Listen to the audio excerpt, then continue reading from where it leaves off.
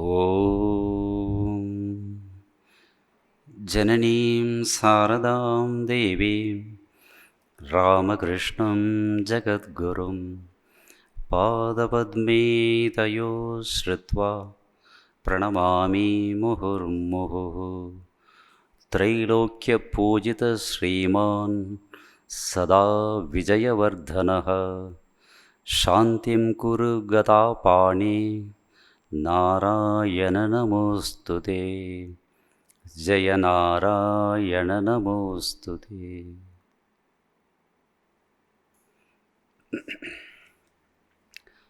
எல்லாருக்கும் இனிமையான மாலை வணக்கம். நம்முடைய சனாதன தர்மத்தினுடைய வரலாற்றில் இன்றைய நாள் ஒரு முக்கியமான ஒரு நாள்.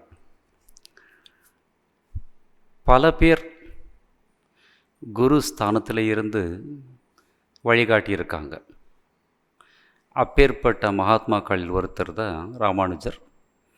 அவர் பிறந்த திதி இன்னைக்கு. கிருஷ்ணகீதையில் சொல்லுவார், யதா யதா ஹி தர்மஸ்ய க்ளானிர் பவதி பாரத அபியுத்தானம் அதர்மஸ்ய ததாத்மானம் சிருஜாமி அகம் அப்படின்னு. எப்போ தர்மம் நலிஞ்சு போகுதோ, தர்மம் அழியாது, நலிஞ்சு போகும். எப்படி நமக்கு வைரல் ஃபீவர் வந்தால் எப்படி இருக்கும்? தாராசிங் மாதிரி இருந்தால் கூட மெலிஞ்சு போயிடும்.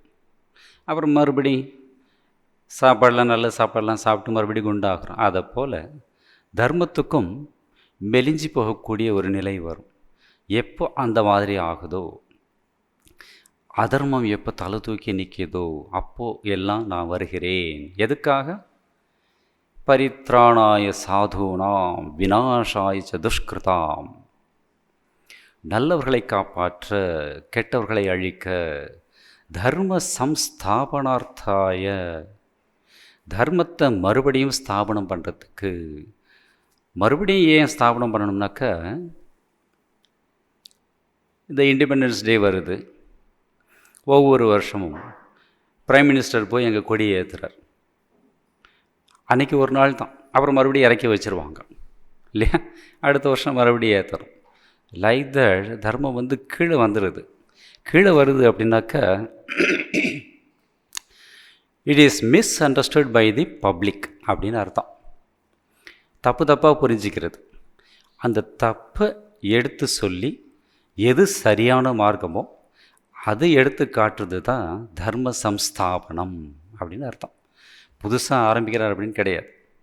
இருக்கிறதையே கரெக்டாக சரியான விதத்தில் ப்ரெசண்ட் பண்ணுறது. அதோட அந்த ப்ரெசண்ட் காலத்துக்கு எப்படி ஏற்றதாக இருக்குமோ அதுக்கேற்ற மாதிரி சொல்கிறது. ராமகிருஷ்ணனை பற்றி சொல்கிறப்ப அவதார வரிஷ்டாய அப்படின்னு சொல்லுவார். இந்த காலத்துக்கு எப்படி சொல்லணுமோ அதை சொல்ல வந்தவர் அப்படின்னு விவேகானந்தர் சொல்லுவார். அந்த மாதிரி கிருஷ்ணர் இதை சொல்லியிருக்கிறார். தர்மத்தை ஸ்தாபனம் செய்வதற்காக நான் ஒவ்வொரு காலத்திலும் வருகிறேன். யதா யதா அப்படின்னாக்கா எப்பப்போ தேவைப்படுதோ. நாம் எப்போ டாக்டர்கிட்ட போவோம்? டெய்லி போவோமா? எப்போ தேவைப்படுதோ போவோம். அந்த மாதிரி எப்போ ஒரு காலகட்டத்தில் அந்த தர்மத்துக்கு ஒரு ஹானி வருதோ, நஷ்டம் வருதோ, அப்போது பகவான் தானே வருவார். சில சமயம் சில நபர்களை ஸ்பெசிஃபிக்கலி ஆர்டைன்ட் அப்படின்னு சொல்லுவாங்க, அவங்கள அனுப்பி அந்த ரிப்பேரை சரி பண்ணுவார். அந்த மாதிரி வந்தவர் தான் இந்த ராமானுஜர். ஒரு நூலாசிரியர் எழுதுகிறார், தென்னிந்தியா செய்த புண்ணியத்தினாலும் தவத்தினாலும் ஸ்ரீ சங்கரர், ஸ்ரீ ராமானுஜர், ஸ்ரீ மத்வர் ஆகிய முப்பெரும் ஆச்சாரியர்கள் இங்கு அவதரித்தனர். இந்தியாவே ஒரு புண்ணிய பூமி. இதை விவேகானந்தர் திருப்பி சொல்வார். இந்தியாவில் பிறந்ததற்காக நான் பெருமைப்படுகிறேன். அது மட்டும் இல்லை, இந்தியன் என்று சொல்லிக்கொள்வதில் பெருமைப்படு, கர்வப்படு அப்படிங்கிறார். நிறைய பேருக்கு அந்த கர்வமே கிடையாது. ஏன்னா நம்முடைய பாரம்பரியம் நமக்கு தெரியாது. சரித்திர புத்தகத்துலேயும் அதெல்லாம் சொல்லிக் கொடுக்கல. எந்தெந்த முஸ்லீம் ராஜா ஆட்சி செஞ்சால் இதை தான் நாம் படிக்கிறோம். அதுக்கு முன்னாலே எவ்வளோ பேர் பெரிய பெரிய மகான்கள் இருந்திருக்காங்க, அதை பற்றி நாம் படிக்கிறது கிடையாது. நம்முடைய குழந்தைங்களுக்கும் சொல்லிக் கொடுக்கறது கிடையாது. ஆஸ் அ ரிசல்ட் விவேகானந்தர் சொல்லுவார், இன்னும் அந்த ஸ்லேவிஷ் பிளட்டே ஓடிட்டுருக்கு அப்படிம்பார் நம்ம உடம்புல. எனிவே, இந்த நூலாசிரியர் எழுதுகிறார், இந்த முப்பெரும் ஆச்சாரியர்கள், சங்கரர் அத்வைதத்தை எஸ்டாப்ளிஷ் பண்ணார், ராமானுஜர் விசிஷ்டாத்வைதத்தை எஸ்டாப்ளிஷ் பண்ணார், மத்வர் துவைதத்தை எஸ்டாப்ளிஷ் பண்ணார். எஸ்டாப்ளிஷ்னாக்கா முன்னாடியே இருந்தது, அதில் சில குறைபாடுகள் வந்தப்போ இவங்க அதை மறுபடியும் புதுசாக எடுத்து கொடுத்தாங்க. இவர்களில் தமிழகத்தில் உள்ள ஸ்ரீபெரும்புதூரில் அவதரித்தவர் ஸ்ரீ ராமானுஜர். அவர் என்ன செஞ்சார்? பக்தியுடன் வேதாந்தத்தை மிகவும் அற்புதமான முறையில் இணைத்து, நிறைய பேருக்கு வேதாந்தம் அப்படின்னாலே அது ட்ரை ஃபிலாசபி அப்படின்னு ஒரு யாரும் சொல்லிக் கொடுத்தாங்க, யாரும் சொல்லிக் கொடுத்தாங்கன்னே தெரியாது. பட் வேதாந்தத்தை உண்மையாக படித்து பார்த்தா அது எவ்வளவு அற்புதமாக இருக்கும் அப்படிங்கிறத நாம் தெரிஞ்சுக்கலாம். வேதமே சொல்லுது பிரம்மத்தை பற்றி, ரசோவை சக அப்படிங்கிறார். இந்த உலகத்திலேயே ரசமான ஒரு பொருள் எது அப்படின்னாக்கா பிரம்மம் அப்படின்னு சொல்லுது. நம்ம என்னடான்னாக்கா வேதாந்தம்னாக்கா ஐயோ அது ட்ரை, திண்ண வேதாந்தம் ஆக்கிட்டோம், அது வேஸ்ட்டு, பக்தி தான் அப்படிங்கிற. பக்தி வேதாந்தமே பக்தியில் தான் எஸ்டாப்ளிஷ் ஆகிருக்கு. ரமணர் சொல்லுவார், வேதாந்தம் வேறு கிடையாது, ஞானம் வேறு கிடையாது, பக்தி வேறு கிடையாது, ரெண்டும் ஒன்று தான் அப்படின்னு சொல்லுவார். ஏன்னா இவங்கெல்லாம் அனுபவித்தவங்க. அன்ஃபார்ச்சுனேட்லி மெஜாரிட்டி பீப்புளுக்கு என்ன ஒரு ஒப்பீனியன்னாக்கா, கண்டவங்க எழுதுகிற புத்தகத்தை படிச்சுட்டு ஒரு ஒப்பீனியனுக்கு வந்துடும். அவர் அப்படி சொல்லியிருக்கார். ஏன்னா இவங்கெல்லாம் பாப்புலர் ரைட்டர்ஸ். ரமணர் பாப்புலர் ரைட்டரா கிடையாது, அவர் பாட்டு ஒரு ரூமில் உட்காந்துருந்தார். ஸோ அவங்க சொன்னதெல்லாம் நாம் கேட்குறதே இல்லை. ஆஸ் அ ரிசல்ட் மிகப்பெரிய மிஸ் அண்டர்ஸ்டாண்டிங் நிறைய பேருக்கு, மெஜாரிட்டி பீப்புளுக்கு. இவர் என்ன பண்ணார்? பக்தியுடன் வேதாந்தத்தை மிகவும் அற்புதமான முறையில் இணைத்து வேதாந்த நெறிக்கு காவிய நடையில் புது மெருகு ஊட்டியவர் ராமானுஜர். அந்த வேதாந்தத்தை எப்படி அழகாக கொண்டு போகலாம் அப்படின்னு காட்டினார்.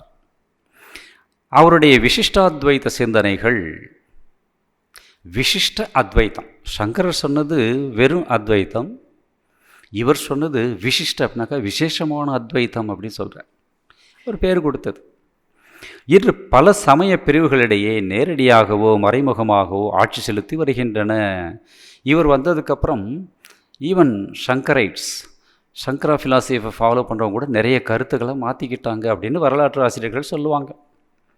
இவருடைய தாக்கம் அப்படி இருந்தது. அப்பேற்பட்ட மகாபுருஷர் அப்படின்னு ஒரு நூலாசிரியர் எழுதுகிறார். சரி, இவர் பிறந்த திதி இன்னைக்கு. இவங்கெல்லாம் ஏன் வராங்க இந்த மகாபுருஷர்கள்? அதை நாம் தெரிஞ்சுக்கணும். முன்னாடியே சொன்னேன், எப்போ தர்மத்துக்கு ஒரு நலிவு வருதோ அப்போ நான் பிறக்கிறேன் அப்படின்னு கிருஷ்ணன் சொன்னார் அப்படின்னு சொன்னேன். இவர் பிறக்கிறதுக்கு முன்னாடி எப்படி இருந்தது, அதுக்கு முன்னாடி இன்னும் கொஞ்சம் போனாக்கா நம்முடைய சோஷியல் ஸ்டேட்டஸ் எப்படி இருந்ததுன்னு பார்த்தோம்னாக்கா, பிகினிங்கில் வேத காலத்தில் ரிஷிகள் முனிகள் எல்லாம் நம்முடைய வேதத்தில் சொல்லியிருக்கக்கூடிய கோட்பாடுகளை ரொம்ப ஸ்ட்ரிக்டாக கரெக்டாக ஃபாலோ பண்ணிகிட்டே வந்தாங்க. கைவல்ய உபனிஷத் சொல்லுது, ந கர்மனா ந பிரஜையா தனேன தியாகேன ஐக்கை அமிர்தத்துவமானுஷு அப்படின்னு சொல்லுது.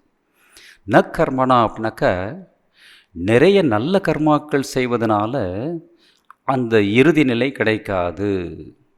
ந பிரஜையா நிறைய ஜனங்களை வச்சுக்கிறதுனால, நிறைய குழந்தைகளை பெற்றுக்கிறதுனால அந்த உயர்ந்த நிலை கிடைக்காது.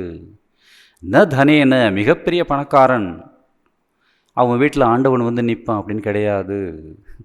அப்போ எதனால் அந்த இறுதி நிலை கிடைக்கும்னாக்கா, தியாகேன ஏகே, தியாகத்தின் மூலம்தான் அமிர்தத்துவமானுஷு, அந்த மரணமிலா பெருநிலை. மிருதம் அப்படின்னாக்க இறக்கக்கூடிய. இப்போ நாம் எல்லாம் மார்டல் பீயிங்ஸ் ஃபிசிக்கலி. ஆத்மா வைஸ் பார்க்குறப்போ வி ஆர் ஆல் இம்மார்டல். இதை தான் சுவாமி விவேகானந்தர் சொல்லுவார், don't see the waves, see the ocean அப்படின்பார். நாமெல்லாம் வேவ்ஸ், ஒவ்வொரு வேவ்ஸு. இந்த பட்டினப்பாக்கங்கள்லாம் போய் பார்த்திங்கன்னா எவ்வளோ வேவ்ஸ் அடிக்குது, அலை அடிக்குது பாருங்க இல்லையா. ஒவ்வொரு அலையும் தன்னை ஒரு தனி இண்டிவிஜுவல் அப்படின்னு நினச்சிக்குது. அலை வர்றப்போ அது கடல்லேருந்து வேறுபட்ட மாதிரி தெரியுதா இல்லையா, தனியாக இது பெருசாக இருக்குது, இது சின்னதாக இருக்குது அப்படின்னு சொல்கிறோம். அவ்வளோ தூரம் போயிட்டு தொப்புன்னு கீழே எங்கே விழுது, கடலில் தான் விழுது. நாமளும் அந்த மாதிரி தான். இது வேதாந்தம் சொல்லக்கூடிய தத்துவம், சிம்பிள் தத்துவம். எங்கேருந்து வந்தோமோ அங்கே போகிறோம். இதை தான் சொல்கிறது. அந்த அமிர்தத்துவம் அப்படின்னாக்கா மரணம் இல்லாத அலைக்கு டைமிங் உண்டு. வருது, மேலே போகுது, கீழே விழுது. கடலுக்கு டைமிங் இருக்கா? அது எப்பவும் பர்மனெண்ட்டாக இருக்குது. ஆத்மா எப்பவும் பர்மனெண்ட்டாக இருக்குது. உடம்பு வருது போகுது. நாம் என்ன பண்ணுறோம்? இந்த உடம்பு தான் நான் அப்படின்னு நினச்சிட்டு, நான் மல்லிகா, நான் ஷியாமலா, நான் ராமசாமி, நான் கந்தசாமி அப்படின்னு நினச்சிட்டு, இதுக்கு ஒரு சின்ன ஒரு சர்க்கிள் கட்டிக்கிட்டு, இதில் இருக்கிறவங்க எனக்கு வேண்டியவங்க, இதுக்கு வெளியில் இருக்கவங்க வேண்டாதவங்க அப்படி சொல்லி, இதுதான் சம்சார பந்தம். நம்ம எல்லாருமே ஒன்று, வசுதைவ குடும்பகம் அப்படின்னு புரிஞ்சுக்கிறது ஞான நிலை. நாம் கடல் அப்படின்னு தெரிஞ்சுக்கிறது ஞானம். நாம் அலைகள் அப்படின்னு தெரிஞ்சுக்கிட்டாக்க அது அஞ்ஞானம். இதை தான் அந்த உபனிஷத் சொல்லுது. அகங்கார தியாகத்தினால்தான். தியாகம் அப்படின்னாக்கா வீட்டை விட்டு போகிறதில்லை. ஜனகராஜா அவ்வளோ பெரிய ராஜா, அவ்வளோ பெரிய ராஜ்யத்தை ஆண்டுகிட்டு இருந்தார். ஆனால் பூரண ஞானியாக இருந்தார். இது எதுவும் எனக்கு சொந்தம் கிடையாது, இதிலேருந்து நான் வேறுபட்டவன், அந்த ஞானத்தோடு ஆட்சி செஞ்சார்.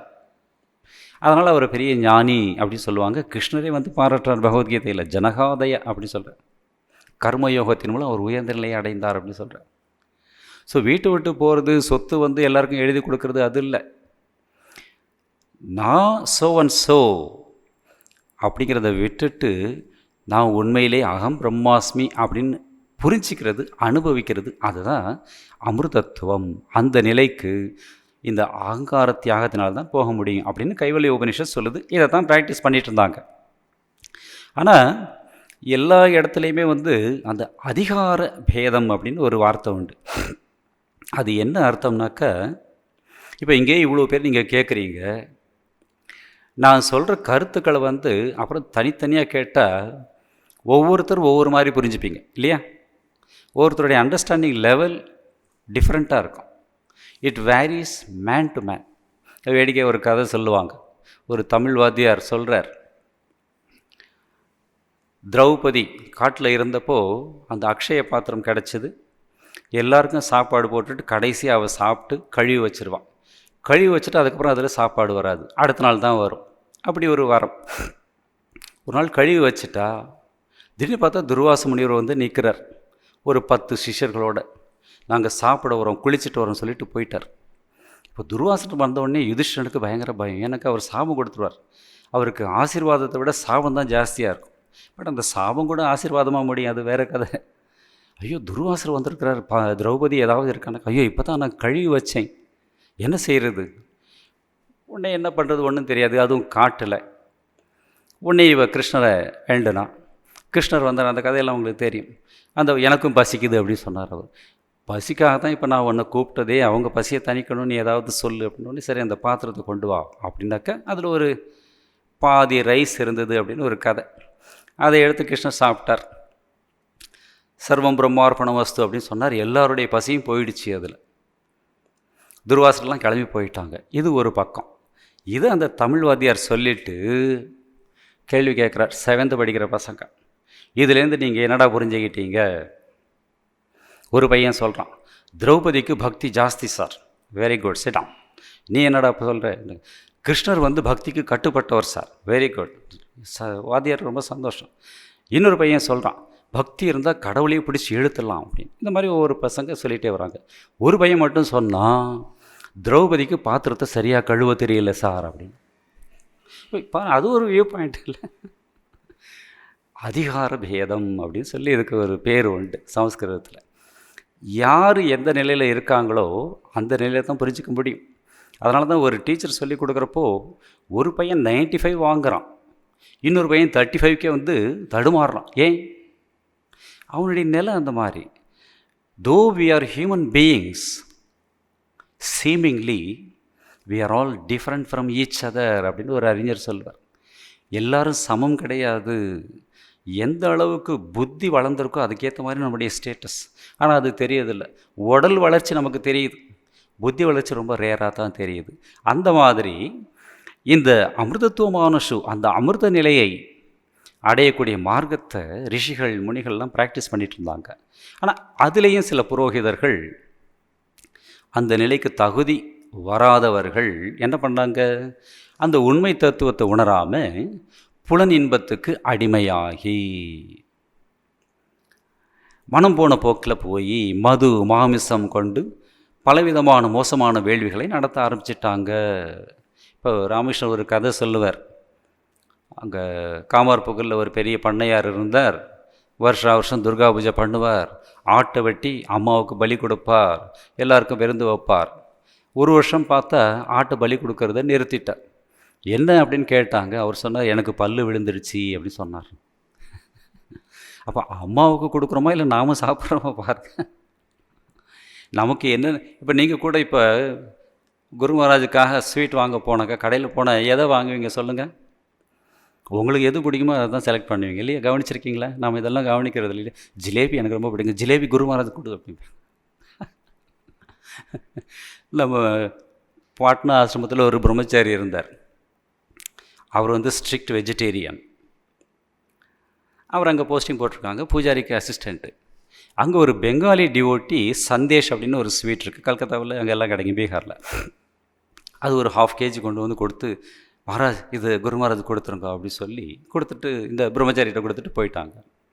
அந்த பையன் அந்த பேக்கெட் ஓப்பன் பண்ணி பார்த்தா அதில் மீன் மாதிரி பண்ணி வச்சுருக்காங்க. அந்த அது சந்தேஷ் தான், மீன் கிடையாது. இவர் ஸ்ட்ரிக்ட் வெஜிடேரியன். மீனை போய் குரு மகாராஜ் கொடுக்கணும்னு சொல்லிட்டு அதை ஒதுக்கி வச்சுட்டார். இப்படியெல்லாம் இருப்பாங்க. எனிவே, ஸோ இவங்க என்ன பண்ணிட்டாங்க, இந்த புரோகிதர்கள் புலன் இன்பத்துக்கு அடிமையாகி, நாக்குக்கு அடிமையாகி, ஆசைக்கு அடிமையாகி, அவங்களுக்கு வேண்டியதெல்லாம் இந்த ரிச்சுவல்ஸில் சேர்த்துட்டாங்க. விவேகானந்தர் ரொம்ப ஸ்ட்ரிக்டாக சொல்லுவார், don't increase the rituals, you will lose devotion அப்படிம்பார். இது நிறைய பேருக்கு நமக்கு தெரியாது. இதிலெல்லாம் ரொம்ப முக்கியமான பாயிண்ட் இருக்குது. நிறைய பூஜை அது இது டெக்கரேஷன் அப்படின்னு போனாக்கா உண்மையான பக்தி போயிடும் அப்படின்னு சொல்லுவார். அதனால தான் வந்து வேலூர் மடத்தில் கூட ரொம்ப ஸ்ட்ரிக்டாக வச்சுருந்தார் சுவாமிஜி. அதை நம்ம பார்க்கலாம். ஸோ இந்த புரோகிதர்கள் இந்த மாதிரி மோசமான வேள்விகளை நடத்தி நிறைய பலி கொடுக்கறது அது இதுன்னு பண்ண ஆரம்பிச்சிட்டாங்க.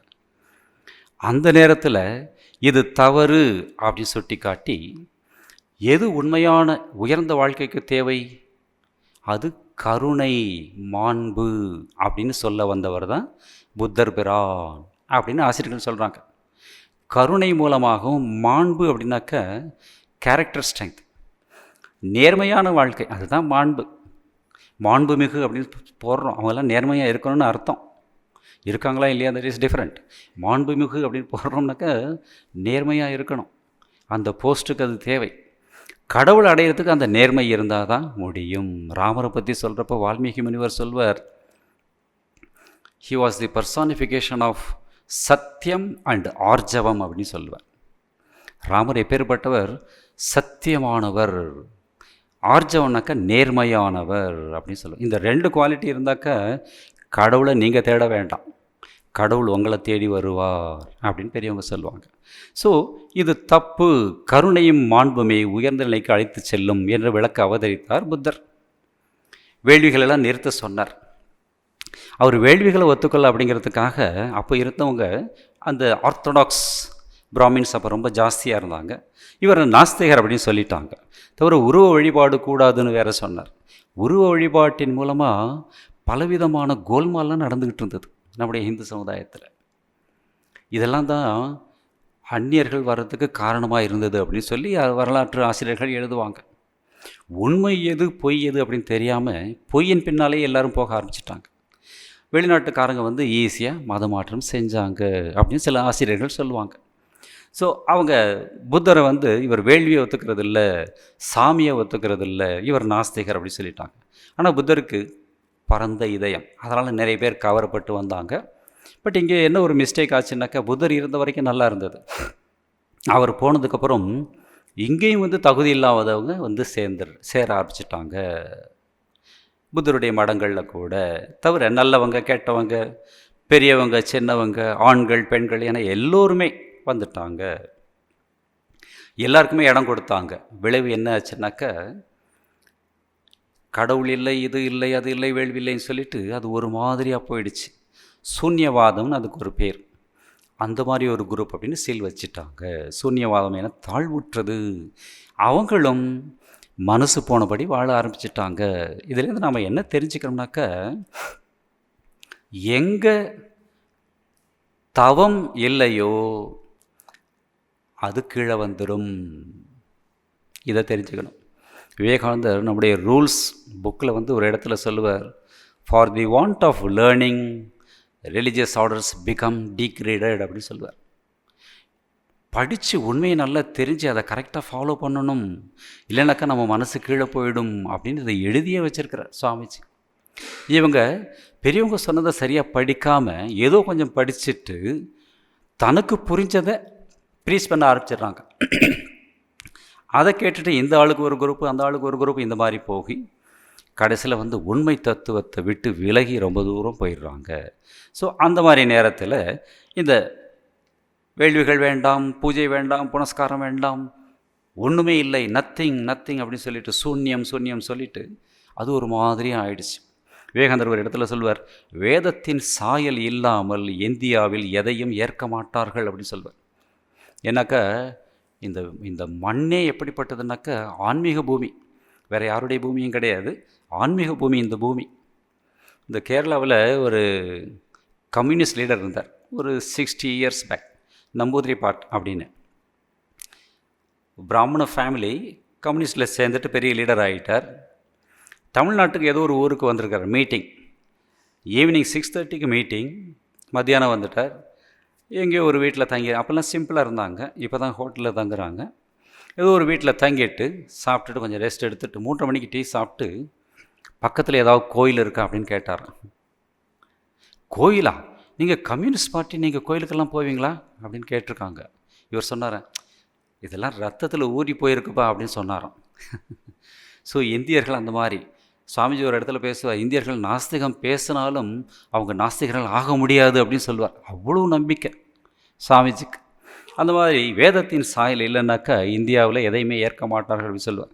ஸோ இங்கே புத்தருடைய வாதம் தோற்று போச்சு, அதனால தான் இந்தியாவிலேருந்து அதுக்கு விடை கொடுத்து விட்டார்கள் அப்படின்னு சொல்லுவாங்க. அந்த மாதிரி நேரத்தில் அந்த சூழ்நிலையை சரி செய்ய வந்தார் சங்கரர். அவர் வந்தவர் என்ன பண்ணார், வேதத்தை முறையாக சரியாக கற்றுக்கிட்டு சிஷ்யர்களுக்கும் சொல்லிக் கொடுத்து, தகுதி வாய்ந்தவர்களுக்கு கொடுத்து, பலவிதமான மடங்கள் எல்லாம் நிறுவி இந்த வேத படிப்பு அத்தியனம் அதை கண்டினியூ பண்ணணும், விட்டுடக்கூடாது. சுவாத்தியாய பிரவச்சனாபியாம் ந பிரமதித்தவ்யம் அப்படின்னு வேதம் சொல்லுது. டெய்லி வீட்டில் கொஞ்ச நேரம் படிக்கிறத விட்டுடக்கூடாது. படிக்கிறதுனாக்கா சினிமா ஸ்டாரெல்லாம் அந்த இது இல்லை, வேதத்தை படிக்கணும், பகவத்கீதையை படிக்கணும், உபனிஷத் படிக்கணும், அமுதமொழிகள் படிக்கணும். இதெல்லாம் வேதத்தின் கருத்துக்கள். ஒரு 10 நிமிஷமாவது டெய்லி படிக்கிற பழக்கத்தை வச்சுக்கணும், விட்டுடக்கூடாது அப்படின்னு வேதமே சொல்லுது.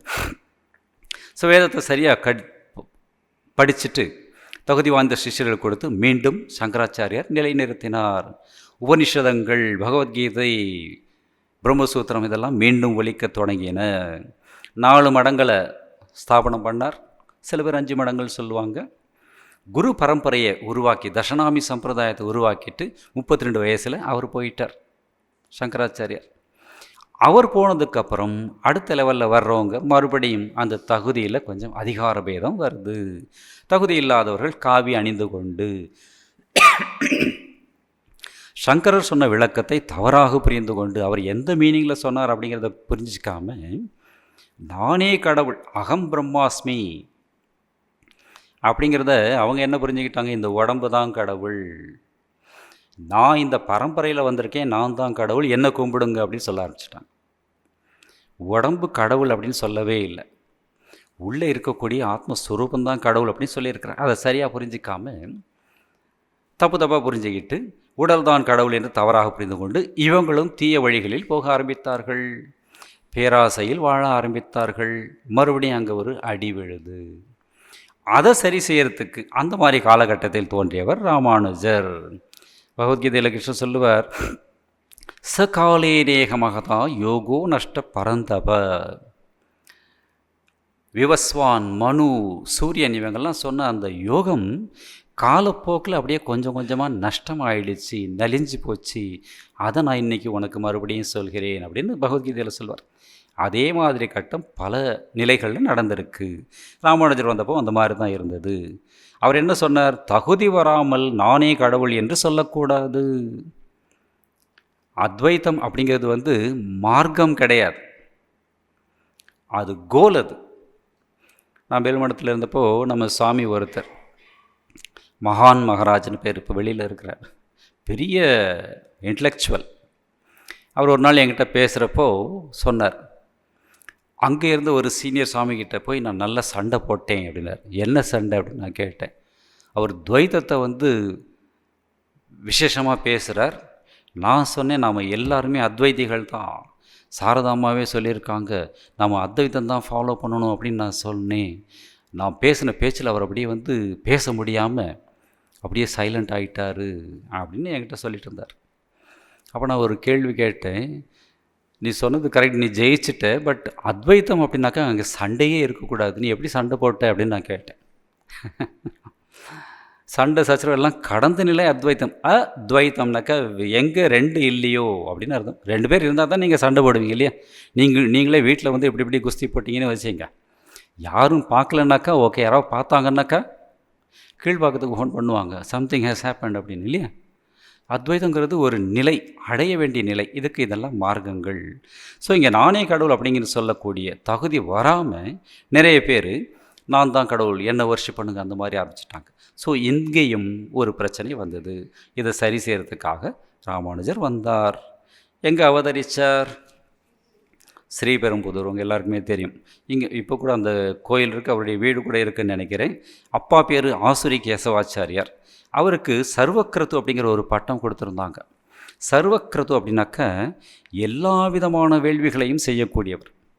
பலவிதமான முன்னாடி அந்த வேதிக் பீரியடில் நிறைய வேள்விகள்லாம் இருந்தது, இப்போ எல்லாம் மறைஞ்சு போயிடுச்சு. இங்கிலீஷ்காரன் வந்ததுக்கப்புறம் அது நிறைய மறைஞ்சு போச்சு. பிராமணர்களுக்கு வேலை இல்லாமல் போச்சு. சாப்பாட்டுக்கு வேறு வழி இல்லாமல் அவங்க இந்த வேள்வி எல்லாத்தையும் விட்டுட்டு வேலை செய்ய ஆரம்பிச்சிட்டாங்க, பிஸ்னஸ் பண்ண ஆரம்பிச்சிட்டாங்க. ஆஸ் அ ரிசல்ட் வேள்விகள்லாம் மறைஞ்சி போச்சு அப்படின்னு காஞ்சிபெரியோ ஒரு இடத்துல சொல்லுவார். அவர் கேசவாச்சாரியார் எல்லா விதமான வேள்விகளையும் செய்யக்கூடியவர், அவ்வளவு திறமை வாய்ந்தவர். அம்மா பேர் காந்திமதி. ரெண்டு பேருக்குமே குழந்தை இல்லை. அப்போ ரெண்டு பேரும் பிரார்த்தனை பண்ணுறாங்க. சமஸ்கிருதத்தில் ஒரு ஸ்லோகம் இருக்குது, அதுக்கு என்ன அர்த்தம்னாக்க, பிரார்த்தனையின் மூலம் பிறக்கும் குழந்தை தான் மனித குழந்தையாம். பாருங்கள், பிரார்த்தனை. பழைய காலத்துல எல்லாம் இந்த சிசேரியன்லாம் கிடையாது, யாரும் தப்பாக நினச்சிக்காதீங்க. இது ஒரு ஆசிரியர் எழுதியிருந்தார், சிசேரியன் மெத்தட் இதெல்லாம் ஒன்றும் கிடையாது. ஒரு பொண்ணு தாய்மை அடைஞ்சிட்டா அந்த பொண்ணோட அம்மா ஃபேமிலியில் இருக்கவங்க, அந்த பையனுடைய அம்மா ஃபேமிலியில் இருக்கவங்க எல்லோரும் பிரார்த்தனை பண்ண ஆரம்பிச்சிருவாங்க சாமிக்கிட்ட, அவங்கவுங்க குலதெய்வங்கிட்ட. குழந்தை நல்லா பிறக்கணும், அம்மாவுக்கும் தாய்க்கும் சேய்க்கும் எந்த விதமான நஷ்டமும் இருக்கக்கூடாது. இதில் இந்த பிரார்த்தனை, அத்தனை பிரார்த்தனை அந்த குழந்தையை காப்பாற்றுது, அந்த அம்மாவை காப்பாற்றுது. இப்போ அதெல்லாம் கிடையாது, nothing to worry, cut it அப்படிங்கிறாங்க. ஸோ பிரார்த்தனை கூட பண்ணுறதில்ல. நிறைய பேர் கோயிலுக்கு கூட போகிறதில்ல.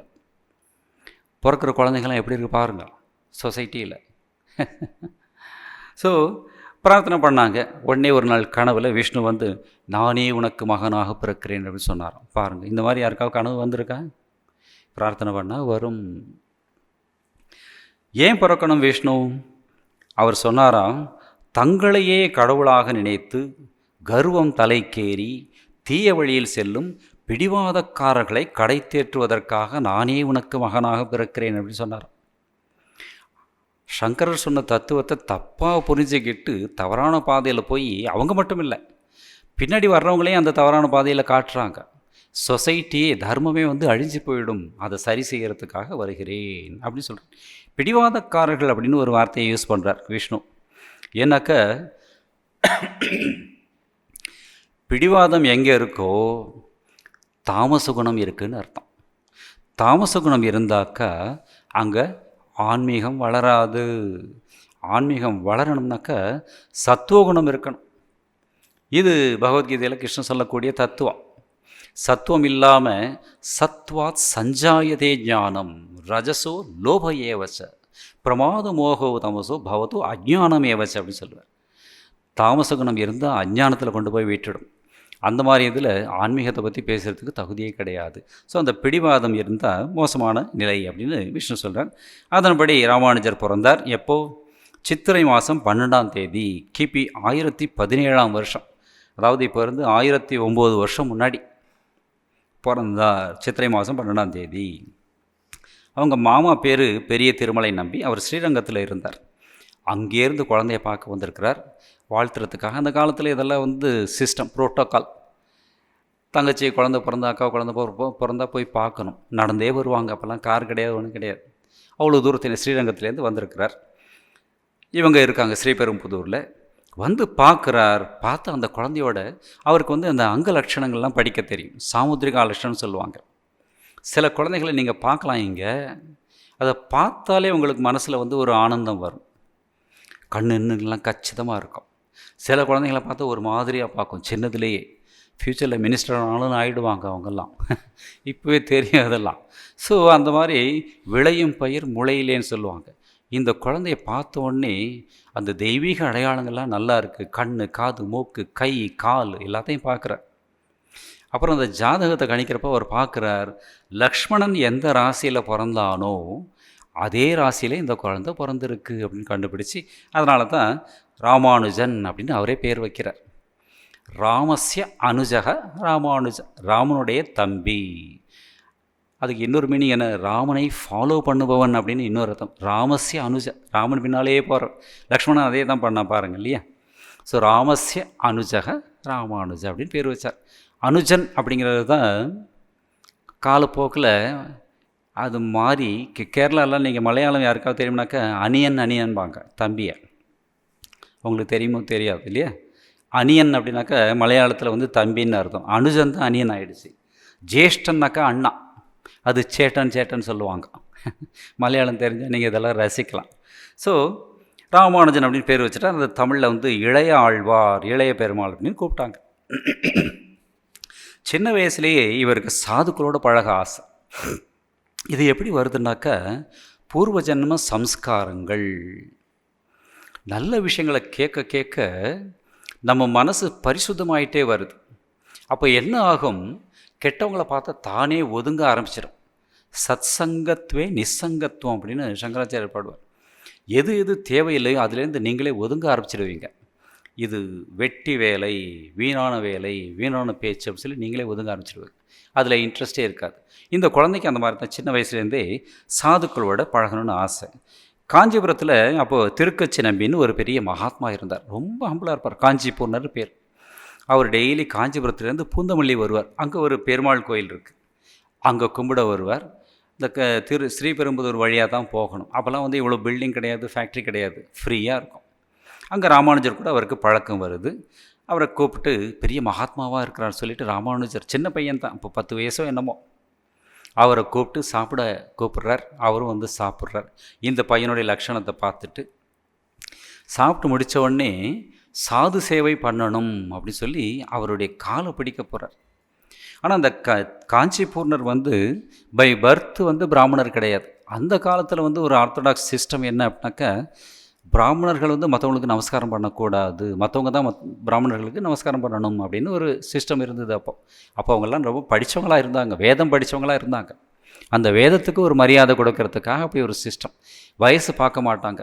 சாரதா தேவியே ஒரு பிராமணருக்கு நமஸ்காரம் பண்ணிவிட்டு அங்கே இருந்த லேடிஸ் எல்லாரையும் கூப்பிட்டு நமஸ்காரம் பண்ணுங்க அப்படின்னு சொல்லுவாங்க அவங்க வாழ்க்கையில். அது ஒரு ட்ரெடிஷன் இருந்தது. ஒரு கால் பிடிச்சி விட போகிறார். அப்போ அவர் சொன்னார், திருக்கச்சி நம்பி, நான் வேளாளன், நீங்கள் என் காலை பிடிக்கக்கூடாதுன்னு சொன்னாராம். அப்போ ராமானுஜர் ஒரு பதில் சொல்கிறார் பாருங்கள். ராமானுஜர் ஆக்சுவலி சங்கராச்சாரியர் வேதாந்தத்தை எஸ்டாப்ளிஷ் பண்ணிட்டு போயிட்டார். ஆனால் சமுதாயத்தில் ஒரு பெரிய புரட்சி பண்ணவர் யாருன்னாக்கா ராமானுஜர் தான். ராமானுஜர் ஒரு கேள்வி கேட்குறார், என்ன சொல்கிறீங்க பெரியவரே, பூணூல் போட்டால் மட்டுமே பிராமணன் ஆகிட முடியுமா? பகவான்கிட்ட யார் பக்தி வச்சிருக்கானோ அவன் தான் பிராமணன், உண்மையை யார் கடைப்பிடிக்கிறானோ அவன் தான் பிராமணன் அப்படின்னு ஒரு சென்டென்ஸ் கொடுக்குறார். பகவத்கீதையில் கிருஷ்ணன் சொல்லுவார், சாதுர்வர்ணியம் மயா சிருஷ்டம் குண கர்ம விபாகையோ அப்படி சொல்லுவார். சாதுர்வர்ணியம் 4 வர்ணங்களை நான் சிருஷ்டி பண்ணியிருக்கேன். குணங்களையும் கர்மங்களையும் வச்சு தான் சிருஷ்டி பண்ணியிருக்கேன். குணம் கர்மம், ஜாதியை பற்றி கிருஷ்ணர் சொல்லவே இல்லை. ஸோ ஜாதி வழியாக வர்றது உண்மையான ஜாதி கிடையாது. அதனால தான் ராமானுஜர் சொல்கிறார், திருப்பாணாழ்வார்னு ஒருத்தர் இருந்தார். அவர் ரொம்ப கீழ் ஜாதியில் பிறந்தவர். ஆனால் பிராமணர்கள் அவரை மேலே தோள் மேலே தூக்கி வச்சுட்டு அந்த கோயிலுக்குள்ளே போனாங்க அப்படின்னு அவருடைய வாழ்க்கை சொல்லுது. விஷ்ணுவே சொல்கிறார், அவரை தோள் மேலே தூக்கிட்டு வாங்க அப்படின்னு. அவ்வளோ சிறப்பு பண்ணார். அதுதானே உண்மையான பிராமணத்தன்மை அப்படின்னு ராமானுஜர் சொன்னதை ஒரு இன்சிடென்ட் பார்க்குறோம். இவர் பாடுவார், ஔவையார் அம்மா, மாசற்ற கொள்கை மனத்தில் அடைந்த கால் ஈசனை காட்டும் உடம்பு. என்ன அழகான சென்டென்ஸ். மனசு தூய்மை ஆயிடுச்சுனாக்கா இந்த உடம்பு ஈஸ்வரனை காட்டும். மனசு தூய்மை பண்ணுறதுக்கு சாதனை பண்ணணும் அப்படின்னு பார்க்குறோம். எனவே ராமானுஜர் அந்த காலத்தில் அந்த 10 வயசுலேயே அந்த மாதிரி புரட்சியாக பேசியிருக்கிறார். அப்புறம் 16 வயசில் கல்யாணம் ஆச்சு. கிடைச்ச மனைவி இவருக்கு ஒத்து வராத மனைவி, ஜஸ்ட் ஆப்போசிட். இவர் முழுக்க முழுக்க ஆன்மீகம், சேவை, பணிவு அப்படின்னு இருப்பான். அவள் கர்வத்தில் ரொம்ப மேலே, தஞ்சமாம்பாள்னு பேர். ஜாதி கர்வம் ரொம்ப ஜாஸ்தி. அவங்க அப்பா வீட்டில் கொஞ்சம் பணம் காசு இருந்தது. இதெல்லாம் பலவிதமாக அஷ்டமா பாசம் சொல்லுவாங்க, அஷ்டவிதமான பாசங்கள். இதெல்லாம் நம்மளை பிடிச்சி வச்சுருக்கு. இந்த குலகௌரவம் அவளுக்கு ரொம்ப ஜாஸ்தியாக இருந்தது. அந்த நேரம் பார்த்து ராமானுஜருடைய அப்பா செத்து போயிட்டார். வீட்டில் கொஞ்சம் கஷ்டம். இவங்கெல்லாம் கஷ்டப்படுறாங்க. அம்மா ரொம்ப கஷ்டப்படுறா. பட் ராமானுஜர் ஈஸியாக அதிலிருந்து வெளியில் வந்துட்டார். ஆசிரியர் எழுதுகிறார், அவர் எப்படி அந்த துக்கத்தை பொறுத்துக்கிட்டார் அப்படின்னாக்க, சாஸ்திரங்களை படிப்பதன் மூலம் கிடைச்ச அந்த ஞானத்தை வச்சு அந்த துக்கத்திலேருந்து வெளியில் வந்துட்டார் அப்படி சொல்கிறாங்க. இப்போ நாம் கூட சாஸ்திரங்களை அதிகமாக படிக்க இப்போ நஷ்டம் வராதவங்க யார் யார் இருக்கீங்க சொல்லுங்கள்? வாழ்க்கையில் நஷ்டமோ கஷ்டமோ வராதவங்க எத்தனை பேர் இருக்கீங்க? எல்லாருக்குமே வருது. ஆனால் அதை தாங்கிக் கொள்ளக்கூடிய மனசு எப்படி வரும்? சாஸ்திரம் படித்தா வரும். எதுவுமே நிற்காது அப்படிங்கிறதெல்லாம் நம்ம அப்பப்போ நம்ம மனசுக்கு சொல்லிகிட்டே இருந்தாக்கா எவ்வளோ பெரிய நஷ்டம் வந்தாலும் சரி அதை தாங்கக்கூடிய சக்தி நமக்கு வரும். ராமானுஜர் அப்படி வெளியில் வந்தார். அப்புறம் அங்கேருந்து காஞ்சிபுரம் வந்துட்டாங்க. அங்கே யாதவ பிரகாசர் அப்படின்னு ஒரு அத்வைத்திக் சாதகர் இருந்தார். அவர் பெரிய ஒரு குருஸ்தானத்தில் இருந்தார். அவர்கிட்ட பாடம் படிக்க போனார். ராமானுஜர் முகவிலாசத்தை பார்த்துட்டு ரொம்ப பிரியமாக இருந்தார். அப்புறம் பார்த்தா பாடம் எடுக்க ராமானுஜருக்கும் இவருக்கும் நிறைய ஒப்பீனியன் கிளாஷ் வருது. அவர் சொல்கிற விளக்கம் வேறு மாதிரியாக இருக்குது, இவர் சொல்கிறது வேறு மாதிரியாக இருக்குது. அப்போ தான் யாதவ பிரகாசருக்கு இவர் ரொம்ப கெட்டிக்காரனாக இருக்கான், ரொம்ப சாத்விகமாக இருக்கான், புத்தி பலத்தோடு இருக்கான், இவனை வச்சாக்க நம்முடைய பொசிஷன் போயிடும் அப்படின்ட்டு கொலை பண்ணுறதுக்கே முயற்சி பண்ணிட்டான் ராமானுஜர். எப்படியெல்லாம் இவங்கெல்லாம் குரு பாருங்கள், நானே கடவுள்னு சொல்லிவிட்டு சிஷ்யனே கொலை பண்ணுறதுக்கு தயாராக இருந்திருக்காங்க. இவங்க எப்படி கடவுளாக முடியும்? அப்புறம் போயிட்டாங்க விந்தியமலைக்கு. அங்கே ராமானுஜருடைய தம்பி கோவிந்தன் ஒருத்தன், அவனும் அந்த குரூப்பில் இருந்தான். இவங்க பேசிக்கிறத அவன் கேட்டுட்டு அவன் சொல்லிட்டான் ராமானுஜர்கிட்ட, நீ தப்பிச்சு போ அப்படின்னு. தப்பிச்சு வந்தார். அப்புறம் எப்படியோ விஷ்ணுவும் லக்ஷ்மியும் வேறொரு ரூபத்தில் வழிகாட்டி காஞ்சிபுரத்துக்கு அழைச்சிட்டு வந்தாங்க அப்படின்னு பார்க்குறோம். அதாவது உண்மையான சாதகர்களுக்கு கடவுள் எப்போவுமே துணை இருப்பார் அப்படிங்கிறத நாம் இதிலிருந்து தெரிஞ்சுக்கலாம். அனன்யாஸ்சிந்தயந்தோ மாம் ஏ ஜனா பரியபாசதே தேஷாம் நித்யாபியுக்தானாம் யோகக்ஷேமம் வகாமியகம் அப்படின்னு கிருஷ்ணன் சொல்லுவார். வேறு எந்த சிந்தனையும் இல்லாமல் என்னையே நினச்சிக்கிட்டே இருக்கிறவங்களுக்கு, என்கிட்ட சரண் அடைஞ்சவளுக்கு வேண்டிய எல்லா உதவிகளையும் நானே சுமந்து போகிறேன். வகாமியகம், கொடுக்கிறேன்னு சொல்லலை, ததாமியகம் சொல்லலை, வகாமியகம் அப்படி சொல்ல, நானே சுமந்து கொண்டு வருகிறேன் அப்படி சொல்கிறேன். இங்கே அந்த மாதிரி நிகழ்ச்சியை பார்க்குறோம். மறுபடியும் காஞ்சிபுரத்துக்கு வந்துட்டார். அங்கே போய் அம்மாக்கிட்ட போய் சொல்கிறார், இந்த மாதிரி என்னை கொலை பண்ணுறதுக்கு திட்டம் போட்டாங்க. அம்மாவுக்கு அதிர்ச்சியாக இருக்குது, ஏன்னா நினச்சி கூட பார்க்க முடியல. அப்புறம் திருக்கச்சி நம்பியை பார்த்து அங்கேயும் சொல்கிறார். அப்புறம் அங்கேயே தங்கி படிக்கிறார். மறுபடியும் அவங்க திரும்பி வந்துட்டாங்க. யாதவர் பார்த்தா இந்த பையன் நிற்கிறான். அட பாவி, இவன் இன்னும் உயிரோடு தான் இருக்கான். நாம் நினைச்சோம் ஏதாவது அனிமல் சாப்பிட்ருக்கோம், விலங்கு ஏதாவது அடித்து போட்டிருக்கும், பார்த்தா இவன் இங்கே இருக்கான்னு சொல்லி. பட் வெளியில் காட்டிக்கல. மகனே நீ வந்துட்டியா, ரொம்ப சந்தோஷம் சொல்லிட்டு மறுபடியும் ஏற்றுக்கிட்டேன். அந்த நேரத்தில் ஆளவந்தார் அப்படிங்கிற வைஷ்ணவ பெரியவர்னு சொல்ல வேண்டாம், பெரியவர், வைஷ்ணவ பெரியவர். அவர் தான் வைஷ்ணவத்துக்கு அத்தாரிட்டி மாதிரி இருந்தார் ஸ்ரீரங்கத்தில். அவர் காஞ்சிபுரத்துக்கு வரார். அவர் ராமானுஜரை பார்க்குறார். அந்த முக விலாசத்தை பார்த்தோன்னே அந்த பக்திமயமாக இருக்கக்கூடிய அந்த முகத்தினுடைய தேஜஸ் அவருக்கு தெரியுது.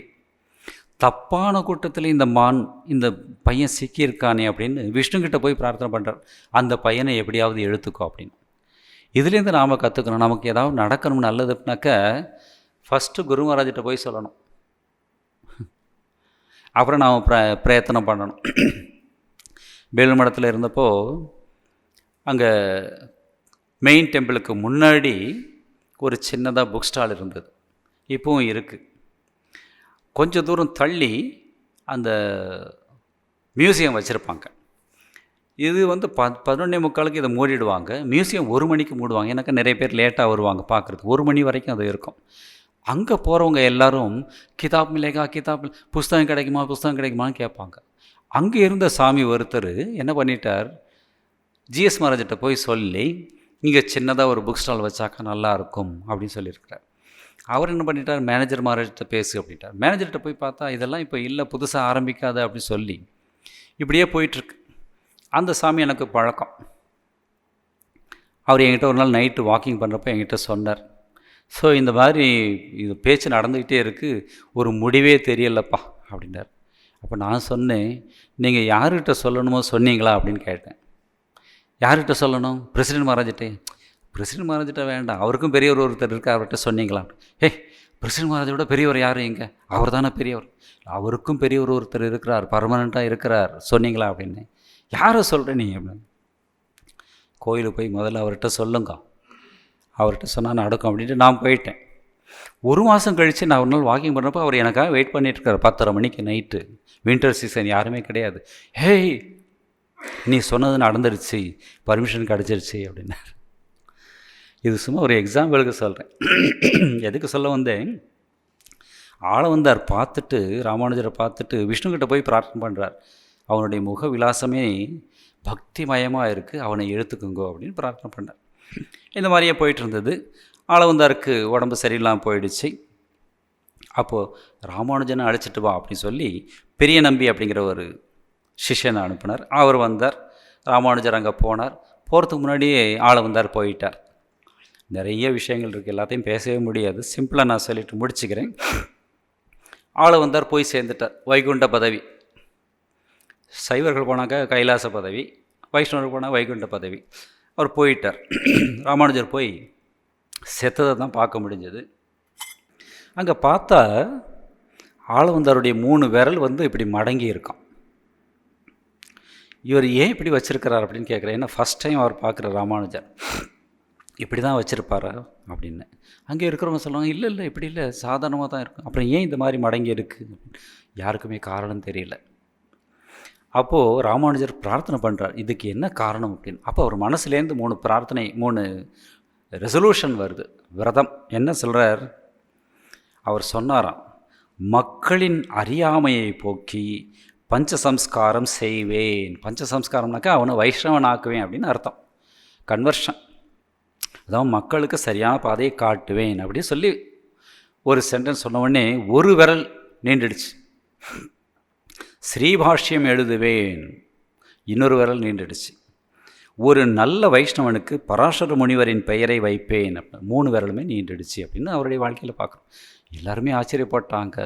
அப்போவே அவங்களுக்கு தெரிஞ்சு போச்சு, ஆளவந்தார் சீட்டுக்கு அடுத்தபடியாக இவர் தான் வரணும் அப்படின்னு. இது குரு பரம்பரை, அந்த தகுதி உள்ளவங்க அந்த இடத்துக்கு போவாங்க அப்படிங்கிறத பார்க்குறோம். அப்புறமா ஆளவந்தாருக்கு அப்புறம் அங்கே யாருமே இல்லை. ராமானுஜரை அழைச்சிட்டு போகணும்னு சொல்லி பெரிய நம்பி காஞ்சிபுரத்துக்கு வந்தார். பஞ்சசம்ஸ்காரம் பண்ணி வச்சார். 6 மாதம் அங்கே தங்கி இந்த வைஷ்ணவ கலாச்சாரத்தை எல்லாம் சொல்லிக் கொடுக்குறார் பெரிய நம்பி. அப்போது ஒரு நாள் ராமானுஜருடைய வைஃப் நாம் முன்னாடியே பார்த்தோம், திமிரு பிடிச்ச பொண்ணு, குலகர்வம் ஜாஸ்தி, அவளுக்கு ஜாதி கர்வம் ஜாஸ்தி. இவங்க இந்த பெரிய நம்பி நான் பிராமின்ஸ். அந்த அம்மா ரொம்ப அமைதியாக இருப்பாங்க. அந்த அம்மா கூட சண்டை போட்டு அவங்க 2 பேரும் கிளம்பி போயிட்டாங்க. இது தெரிஞ்ச உடனே ராமானுஜர் ஆல்ரெடி பலவிதமான இன்சிடென்ட்ஸ் பார்த்துருக்கிறார். அந்த மனைவிக்கும் நமக்கும் சரிப்பட்டு வரலை, என்னுடைய மனநிலைக்கு ஏற்ற மனைவியாக இல்லை. சில சமயம் அது கூட பாருங்கள், நமக்கேற்ற ஹஸ்பண்டோ ஒய்ஃபோ கிடச்சா சில சமயம் உதவியாக இருக்கும், சில சமயம் அந்த மாதிரி இல்லாமல் இருந்தால் அது உதவியாக இருக்கும். இவங்க லைஃப்பெல்லாம் பார்த்தா தான் அந்த மாதிரி தான் தோணும்.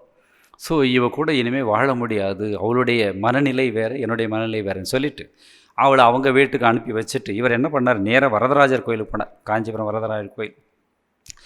வரதராஜருடைய பாதம் பட்ட காவி துணி திருதண்டம் எடுத்து சந்நியாசம் எடுத்துக்கொண்டார். அதை கட்டிக்கிட்டு வெளியில் வரார். அங்கே வந்த காஞ்சி பூர்ணர் யதிராஜரே அப்படின்னு கூப்பிட்டாராம். அவர் அந்த காவி கட்டிட்டு வர்றப்போ அப்படியே சூரியன் மாதிரி தெரிய பிரகாசமாக இருக்கிறார். அதுலேருந்து ராமானுஜர் வந்த பேர் யதிராஜர். யதிராஜர் சங்கராச்சாரியர் கூட சொல்கிறதில்ல, இவரை யதிராஜர் சொல்லுவாங்க. அப்புறம் நிறைய சீடர்கள்லாம் வர ஆரம்பிச்சிட்டாங்க.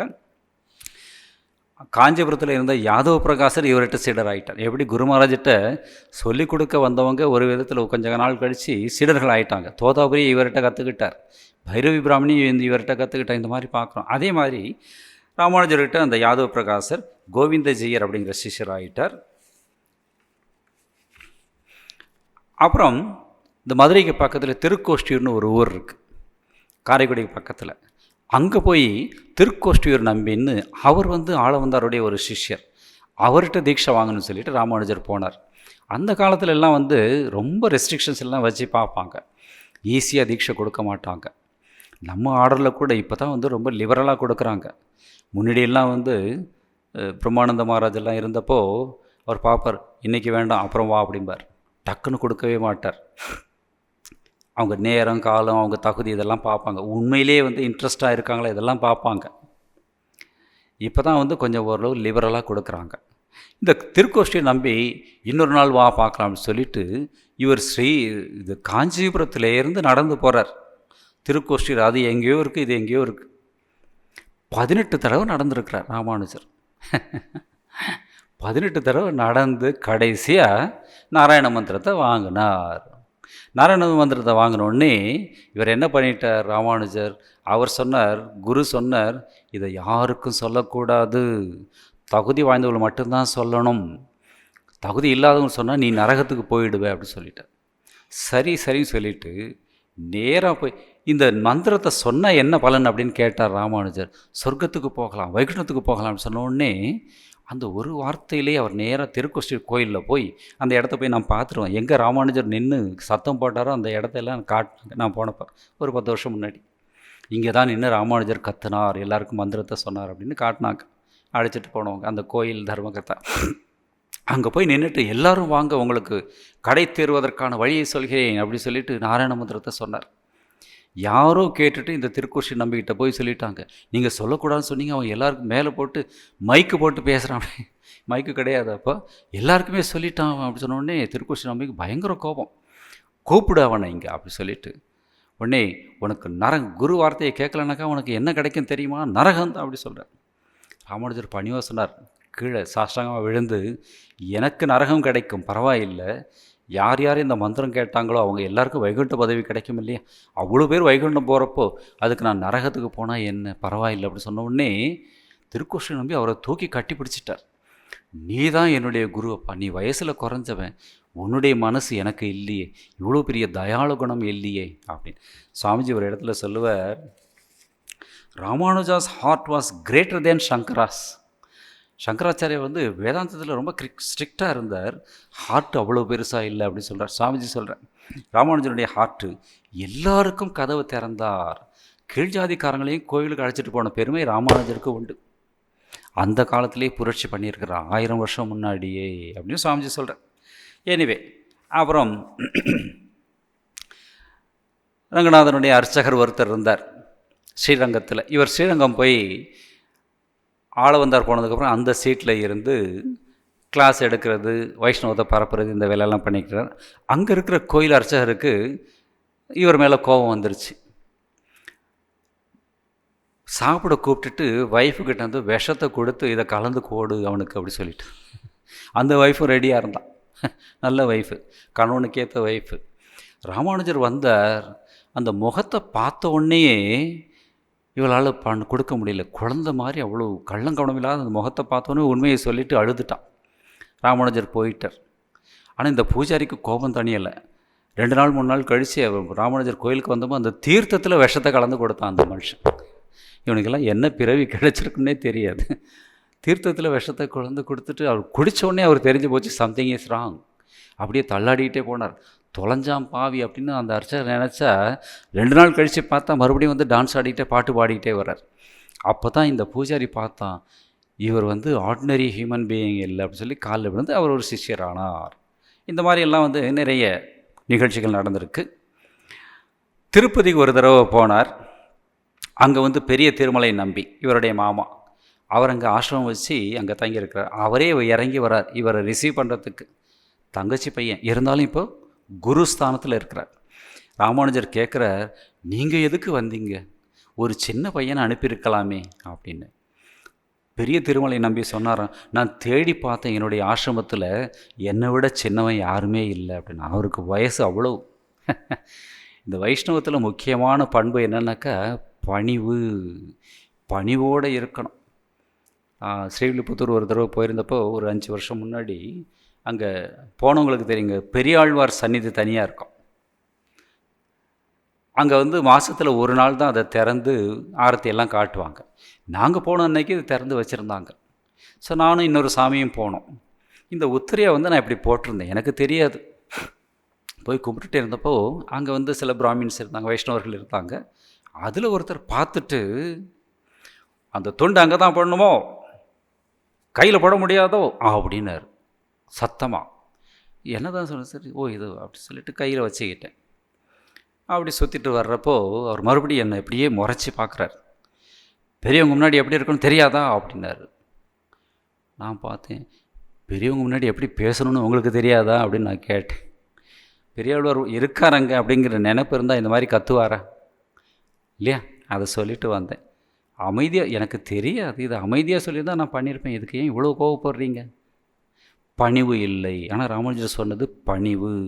இவங்கெல்லாம் வாழ்ந்து காட்டியிருக்காங்க. எனிவே அப்புறம் திருப்பதியில் தங்கியிருந்தார். அங்கேருந்து எண்ணாயிரம் அப்படிங்கிற ஒரு ஊருக்கு வந்தார். வரதாச்சாரியார் அப்படின்னு ஒரு டிவோட்டி. அவருக்கு இவங்களுக்கெல்லாம் சாப்பாடு போடணுன்னு ஆசை. ஆனால் பணம் காசு கிடையாது. அவருடைய மனைவி ரொம்ப அழகாக இருப்பான். அந்த மனைவி மேலே அங்கே ஒரு பணக்காரன் ஒரு கண்ணு வச்சுருக்கான். அப்பப்போ வந்து யாரையாவது விடுவான், என்னுடைய பங்களாவுக்கு வா அப்படின்னு. அந்த காலத்தில் இப்படிலாம் இருந்திருக்காங்க. இந்த மனைவி வந்து திட்டிட்டு வந்துடுவான். இப்போ என்ன பண்ணா அந்த மனைவி, இதுதான் தியாகம் பாருங்கள். இவங்கெல்லாம் வந்திருக்காங்க வைஷ்ணவர்கள், இவங்களுக்கு சேவை செஞ்சால் விஷ்ணுவுக்கு சேவை செஞ்சதுக்கு சமம் சொல்லிட்டு இந்த மனைவி அந்த பணக்காரங்கிட்ட போய், இன்றைக்கி நைட்டு நான் உன் கூட வரேன், உன் கூட இருக்கேன், இப்போ எனக்கு விருந்தாளிகள் வந்திருக்காங்க, சமைக்கிறதுக்கு வேண்டிய பொருள்லாம் அனுப்புன்னு சொன்னோடனே அவன் மளிகடைலாம் வச்சுருக்கான். அரிசி பருப்பு எல்லாத்தையும் அனுப்பிட்டான். இவங்க எல்லோரும் சமைச்சு எல்லாருக்கும் சாப்பாடு போட்டாச்சு. வரதாச்சாரியார் வந்து கேட்குறார், நம்ம வீட்டில் இவ்வளோ சாப்பாட்டுக்கு ஏது அப்படின்னு. அப்போ இந்த மனைவி தனியாக சொன்னாலாம், அவன் எப்போவுமே என்னை கூப்பிடுவான், நான் இன்றைக்கி என்னுடைய உடம்பு உனக்கு கொடுக்குறேன்னு சொன்னேன், அவன் கொடுத்துருக்கான். அப்படியா, ரொம்ப சந்தோஷம். இந்த ஹஸ்பண்டு வந்து சந்தோஷப்படுறேன் பாருங்கள், இவர் நல்ல காரியம் பண்ணியிருக்கு. இந்த பாழா போன உடம்பு வச்சுட்டு என்ன பண்ண போகிறோம், இதை வித்தாவது அடியார்களுக்கு சேவை செய்யணும், அந்த பாக்கியம் கிடச்சிது அப்படின்னு சொல்லி இந்த வரதாச்சாரியாரே மனைவி அழைச்சிட்டு போகிறார் அந்த பணக்காரங்கிட்ட. பார்த்துட்டு அந்த பணக்காரன் கும்பிட்டான், தாயே என்னை மன்னிச்சிடு, காலில் விழுந்தான். அவனும் ஒரு டிவோட்டி ஆனான் அப்படின்னு ஒரு நிகழ்ச்சி எப்படியே போகுது. அப்புறம் ஸ்ரீபாஷ்யம் எழுதினார், சீடர்களோட திக்விஜயம் போனார். காஞ்சிபுரம், கும்பகோணம், மதுரை எல்லாத்தையும் பார்த்துட்டு காஷ்மீர் போனார். காஷ்மீர் சாரதா பீடத்துக்கு போனப்போ சரஸ்வதி தேவியை வந்து பாஷ்யக்காரா அப்படிங்கிற பெயரை கொடுத்தார். கடைசியாக மேல்கோட்டை, இதை சொல்லிவிட்டு முடிச்சுக்கிறேன், டைம் ஆகிடுச்சு. யதுகிரின்னு பேர், கர்நாடகாவில் மைசூர் பக்கத்தில் இருக்குது. அதை நான் போய் பார்த்துருக்கேன். மேல்கோட்டை அங்கே வந்தார். அங்கே ஒரு புத்து,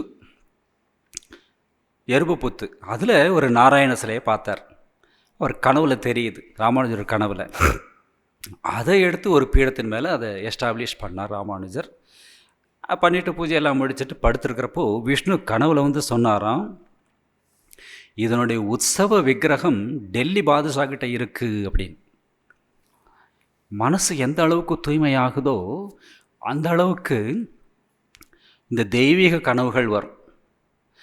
நம்ம கனவு கண்டபடி வருதுன்னாக்கா மனசு அங்கே இருக்குதுன்னு அர்த்தம், தெரிஞ்சுக்கலாம் நம்முடைய நிலைமை எங்கே. ஸோ இவருக்கு டெல்லி பாதுஷாக்கிட்ட உற்சவ விக்கிரகம் இருக்குன்னு தெரிஞ்சிருச்சு. டெல்லிக்கு போனார். இவருடைய முகத்தை பார்த்து அந்த முஸ்லீம் ராஜா அவன் எல்லா உதவியும் செஞ்சான், எல்லா விக்கிரகத்தையும் காட்டினான். பார்த்தா அந்த விக்கிரகம் இல்லை.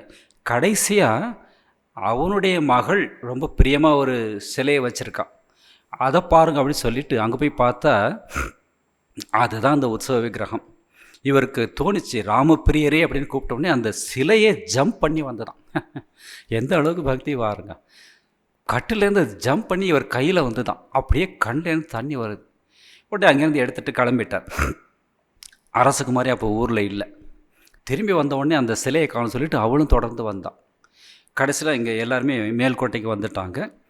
அவங்க வர்றாங்கன்னு தெரிஞ்ச உடனே இவர் எஸ்டாப்ளிஷ் பண்ணிட்டார். அந்த அரசகுமாரி வந்துட்டா.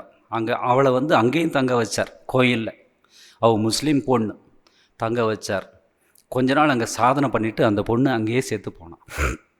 சில கோயில்களில், விஷ்ணு கோயில்களில் நீங்கள் பார்த்தீங்கன்னாக்கா ஒரு ஓரத்தில் துலுக்க நாச்சியான்னு போட்டிருப்பாங்க, அந்த பொண்ணு தான் அது அப்படின்னு சொல்கிறாங்க. ஸோ முஸ்லீமை கூட வந்து இந்து சம்பிரதாயத்துக்கு கொண்டு வந்தவர் இந்த ராமானுஜர். அப்புறம் ஆண்டாள் வந்து திருமால்கிட்ட வேண்டிக்கிட்டா, நான் என்னை நீ ஏற்றுக்கிட்டாக்க உனக்கு 100 பானை வெண்ணையும் 100 பானை அக்கார வடிசல்னாக்கா அரிசியை சமைச்சு கொடுக்கறது நிவேதனம் செய்வேன் அப்படின்னு சொல்லி வேண்டியிருக்கா. அதுக்கு ஆசைப்பட்டு விஷ்ணு வருவானோ அப்படின்னு சொல்லிட்டு கடைசியில் வந்து இவ அப்படியே மறைஞ்சிட்டான். அக்கார வடிசல் கொடுக்கறதுக்கு ஆளே இல்லை. இது அவளுடைய பாட்டில் படித்த ராமானுஜர் இந்த பிரார்த்தனை அப்படியே நீக்குது அப்படின்னு சொல்லிட்டு இவர் படைச்சார். 100 பானை வெண்ணெய், 100 பானை அக்கார வடிசல். அதனால் அங்கே இருந்த வைஷ்ணவ எல்லாரும் கோயில் அண்ணர் அப்படின்னு சொல்லி இவருக்கு ஒரு பட்டம் கொடுத்தாங்களாம். கோயில் அண்ணனுக்கு ஆண்டாளுக்கு அண்ணர். அதை முடிச்சுட்டு ஸ்ரீவில்லிபுத்தூர் போகிறார். ஆண்டாள் சன்னிதி போனப்போ உள்ளேருந்து அண்ணாவே வருக அப்படின்னு பேச்சு கேட்டுது அப்படி சொல்லுவாங்க. ஆண்டாளை வந்து ராமானுஜரை அண்ணாவை நினச்சிருந்தா அப்படின்னு சொல்லி. ஸோ இப்படியே போச்சு. 120 வயசு வாழ்ந்தார் ராமானுஜர். சங்கராச்சாரியர் 32 வயசு, இவர் 120 வயசு வாழ்ந்தார். வகுப்புகள் எடுத்துக்கிட்டு வைஷ்ணவத்தை பரப்பிட்டு இருந்தார். கடைசியாக டைம் வந்துருச்சுன்னு தெரிஞ்சது. பரமபதம் அடையிறதுக்கு ஆயத்தம் பண்ணார். ஆனால் சீடர்கள் வந்து இன்னும் வேண்டிக்கிறாங்க, இன்னும் கொஞ்ச நாள் இருங்கன்னு 3 நாட்கள் அதிகமாக நீட்டிச்சார். 74 உபதேச ரத்னங்கள் கொடுத்தார் அந்த நேரத்தில். இதை இப்போ கூட அவங்க ஃபாலோ பண்ணுறாங்க. அந்த நேரத்தில் தன்னை மாதிரியே ஒரு சிலையை செய்ய சொன்னார். அது மேலே கையை வச்சு தன்னுடைய சக்தியெல்லாம் அதில் செலுத்திட்டு சொன்னார், என்னுடைய 2வது ஆத்மா, என்னுடைய 2வது ஆத்மா இது, எனக்கும் இதுக்கும் வேறுபாடு இல்லை. அதுதான் வந்து ஸ்ரீரங்கத்தில் இருக்குது அப்படின்னு சொல்லுவாங்க. இப்போ கூட போனால் பார்க்கலாம். உள்ளே விட மாட்டாங்க, போய் பார்க்கலாம். கடைசியாக அந்த நாள் வந்துருச்சு. எம்பார் அப்படின்னு ஒரு சிஷ்யர், அவருடைய மடியில் திருமுடியை வச்சுட்டு வடுக நம்பின்னு ஒரு சிஷ்யர். வடுக நம்பியை பற்றியே ஒரு கிளாஸ் பேசலாம். அவ்வளவு பணிவு, அவ்வளவு சேவை அந்த பையன். அவனுடைய மடியில் திருவடி வச்சு ஆளவந்தாருடைய பாதுகளை தியானம் செய்து பரமபதம் அடைந்தார். அது சனிக்கிழமை, மாசி மாதம், கிபி 1137ஆம் வருஷம். ஞானிகள் வந்து சாகிறதில்லை. ரமணர் சொல்லுவார், ஞானிகளுடைய மரணம் எப்படி அப்படின்னாக்கா, அவர் ஒரு எக்ஸாம்பிள் கொடுப்பார். ஒருத்தன் தலை மேலே ஒரு மூட்டையை தூக்கிட்டு வந்தான். ரொம்ப தூரம் நடந்து வந்தான். கடைசியில் இறக்க வேண்டிய இடம் வந்தவொடனே எவ்வளோ சந்தோஷப்படுவான் இல்லை? அப்பாடா, ஞானிகள் அந்த மாதிரி தான் இந்த உடம்பை விடுவாங்க அப்படி சொல்ல எக்ஸாம்பிள் கொடுத்து சொல்ல. ஞானிகளுக்கு இந்த உடம்பை தூக்கிட்டு போகிறதே ரொம்ப கஷ்டமான வேலை, விட்டுறது ரொம்ப ஈஸியான வேலை அப்படின்னு ரமணர் சொல்லுவார். ஸோ அந்த மாதிரி இவர் பகவத்கீதையில் கிருஷ்ணன் சொல்லுவார், வாசாசி ஜீர்ணானி யதா விகாய அப்படின்னு. கிழிஞ்சு போன துணியை எப்படி தூக்கி போட்டுட்டு புது துணியை ஏற்றுக்கிறோமோ அந்த மாதிரி மகான்கள், ஞானிகள் இந்த உடம்பை விட்டுட்டு பிறவி இருந்தால் அடுத்த பிறவி எடுப்பாங்க, இல்லைனாக்கா ஐக்கியமாகிடுவாங்க. அந்த மாதிரி இந்த ராமானுஜர் ஐக்கியமாகிட்டார், வைகுண்ட பதவிக்கு போயிட்டார் அப்படின்னு பார்க்குறோம். இவர் சொல்லக்கூடிய முக்கியமான தத்துவம் என்ன அப்படின்னாக்க, ஜாதி மதம் பார்க்காம எல்லாரும் இறைவனுடைய பெருமையை பாடணும். பக்தர்கள் மத்தியில் ஜாதி பேதம் கிடையாது. இறைவனை அடைவது தான் உண்மையான வாழ்க்கையின் லட்சியம். தேவையில்லாத சண்டை போடக்கூடாது. இதெல்லாம் வந்து இவர் சொல்லியிருக்கிறார். ஸோ இதையும் வந்து நாம் பார்த்துட்டு நம்மளால் முடிஞ்ச வரைக்கும் இந்த நல்ல பழக்கங்களை நம்முடைய வாழ்க்கையிலையும் கொண்டு வரத்துக்கு பார்த்தா அந்த உயர்ந்த பதவி நமக்கும் கிடைக்கும். ஓம் சாந்தி சாந்தி சாந்தி. ஹரி ஓம் தத்சத். ஸ்ரீராமகிருஷ்ணார்ப்பணமஸ்து.